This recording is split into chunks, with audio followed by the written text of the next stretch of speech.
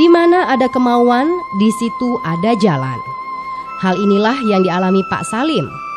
Berbekal sebuah bibit yang ia temukan di wilayah Kepulauan Seribu, ia memulai sebuah langkah kecil.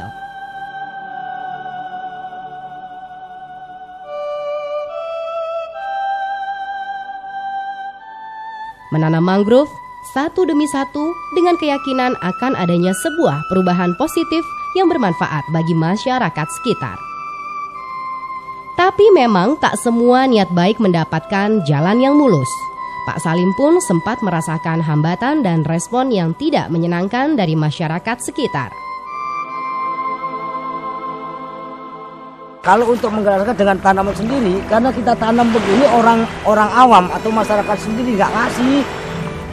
Jangan kamu tanam di sini nanti nggak bisa jalan. Jangan kamu tanam di sini nanti banyak nyamuk, seperti itu. Jangan kamu tanam di sini nanti terlalu apa gitu kan. Nah itu orang yang jelas banyak nyamuk, banyak segala-galanya. Akhirnya datanglah mahasiswa yang bahwasanya kalau ditanam ini nanti pulau ini akan menjadi misalnya ikan banyak segala macam, kan itu perkembangan ikan karena ini untuk populasinya, untuk bertelurnya di sini. Nah di situ alhamdulillah berjalan, tertarik masyarakat demi sedikit.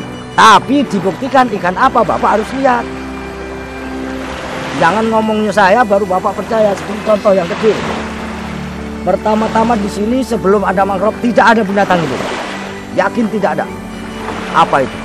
Keong. Nah keong itu bisa dimakan. Keong itu bisa dimakan. Kalau sudah besar bisa dimakan. Nah itu yang jelas sekali dan tidak bisa lari. Selama masih ada mangrove. Tidak akan lari. Nah sekarang kan lebih banyak, mereka berjuta-juta bukan hanya jutaan. Itu yang kelihatan banget. Setelah air seperti ini ntar surut kembali, yang kelihatan kedua adalah ikan kecil, kepiting. Nah kalau cumi-cumi mata saya kurang lihat karena cumi-cumi itu kan halus sekali.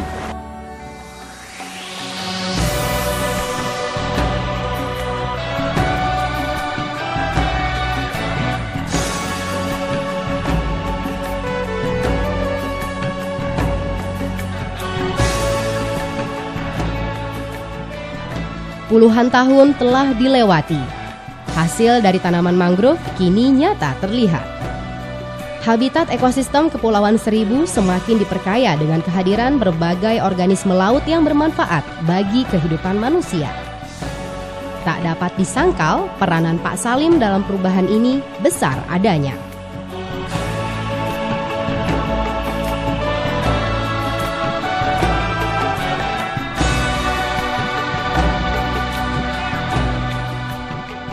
Tak sedikit pengorbanan yang harus ia berikan. Tak sedikit pula materi yang harus ia keluarkan. Tapi semua itu Pak Salim anggap sebagai sesuatu yang harus ia lewati demi sebuah perubahan berarti.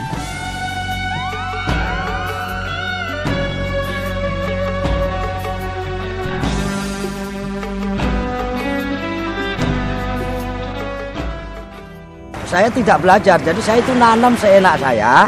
Akhirnya itulah jadi guru saya. Nah, karena kita nanam misalnya saya tancap atau kita pungut polybag di mana saja, kan dulu belum ada tercetak polybag yang seperti saya punya tadi. Jadi kita perlu kan dukungan yang seperti itu kan perlu. Tapi ya udah sekarang mas saya udah berjalan. Pusing kalau dulu ya mau nanam 10.000, 20.000 nyari polybagnya dulu, nyari plastiknya dulu, beli plastiknya dulu. Satu kantong plastik harganya sekarang 550.000. Belum ongkos misi tadi, belum belinya ini beli, pasirnya beli atau tanahnya beli. Emang awal-awalnya apakah mampu saya, tapi ternyata bisa, gitu aja. Jadi memang sulit, tapi karena kita lawan terus, lawan dengan sadar, akhirnya bisa berjalan sampai sekarang. Dari tahun 84 selain kita menanam pohon juga, kita dipandatkan untuk apa itu maksudnya binatang langka yaitu penyu sisik, kita suruh melestarikan atau suruh bantu untuk mencari telur sehingga menetaskan. Itu sampai sekarang.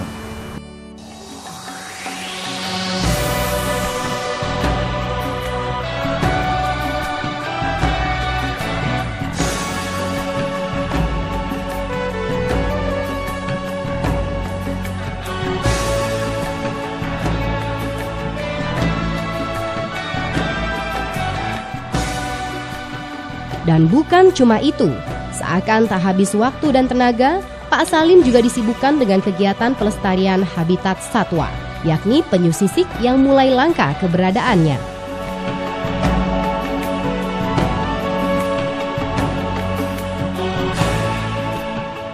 Hasil kerja kerasnya pun diakui dan dihargai oleh pemerintah. Hal ini terbukti lewat anugerah Kalpataru yang diterima Pak Salim sebagai bentuk penghargaan pemerintah dan bangsa atas jasanya menjadi seorang penyelamat lingkungan.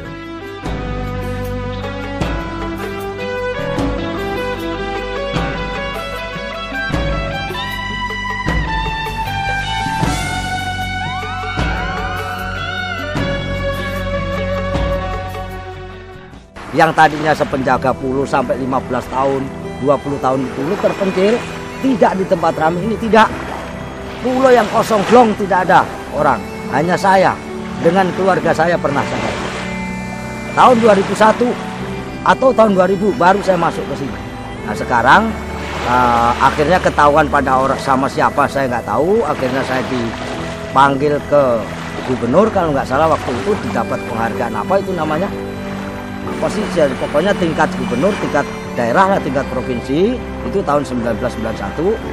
Lalu tahun 1999 kalau nggak salah saya dapat juga penghargaan oleh menteri apa namanya itu Wana Lestari kalau nggak salah ingat, selalu nggak salah ingat gitu. Terus tahun 2006 kemarin Kalpataru tingkat nasional, kategorinya ya pengabdi lingkungan semua Pak. Ya mudah-mudahan pengikut-pengikut Salim itu masih ada yang nerusin seperti saya gitu. Ya itu harapan saya. Dan tanaman ikan ini kan bukan untuk Salim, untuk alam kan. Alam kan siapa saja. Ya dan jelas untuk alam. Jadi bukan untuk yang nanam, bukan. Yang nanam mah sekedar aja liwat. Mungkin besok mati kali. Yang nanam kan nggak tahu ya. Karena apa? Kita umur kan terbatas, ada waktunya. Tapi kalau yang lain itu bisa membantu dengan cara kita merawatnya atau menambah dia kan lebih enak. Itu harapan saya seperti itu, nggak ada lagi.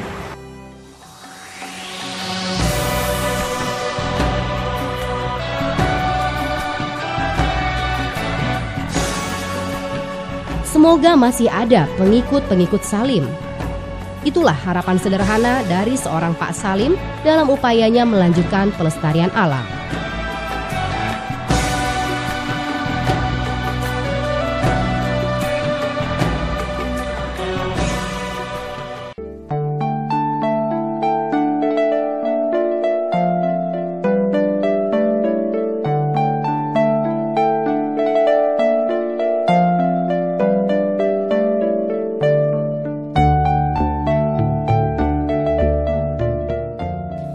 Menurut Pak Salim, siapapun bisa melakukan apa yang ia lakukan selama ini, yakni menjaga alam dan melestarikannya.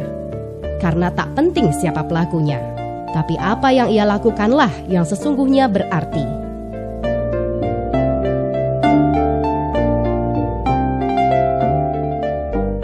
Lalu bagaimana sebenarnya sosok Pak Salim di mata orang-orang sekitar?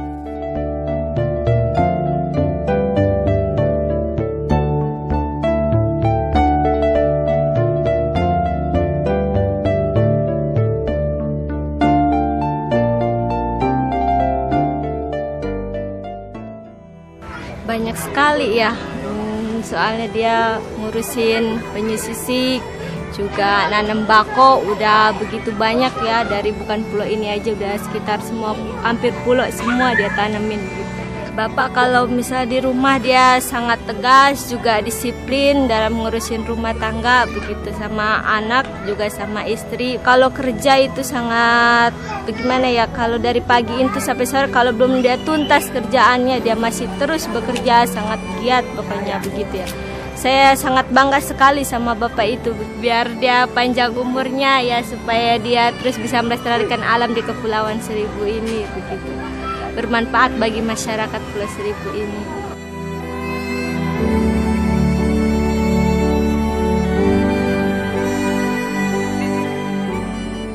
Kami mewakili Balai Taman Nasional Kepulauan Seribu, di mana wilayah kerja kami adalah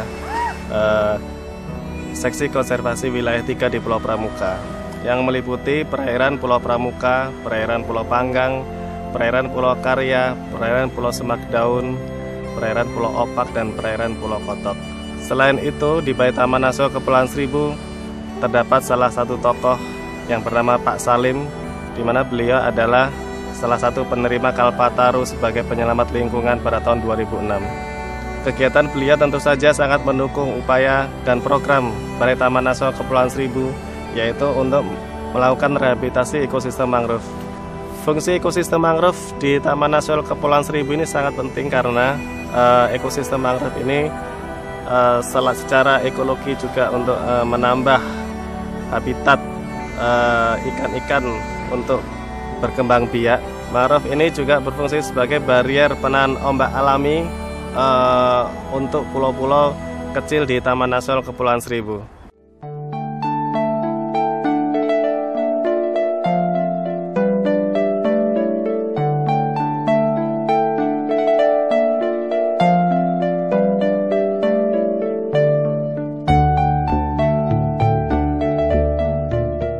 Memang benar apa yang dikatakan Pak Salim, bahwa umur manusia ada batasnya.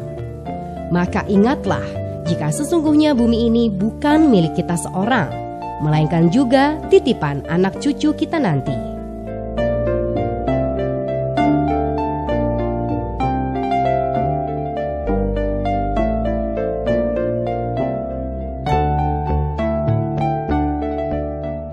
Dengan mencintai dan menghargai alam, berarti kita juga mencintai dan menghargai anak cucu kita dengan memberikannya sebuah bumi yang layak dan nyaman untuk mereka tinggali.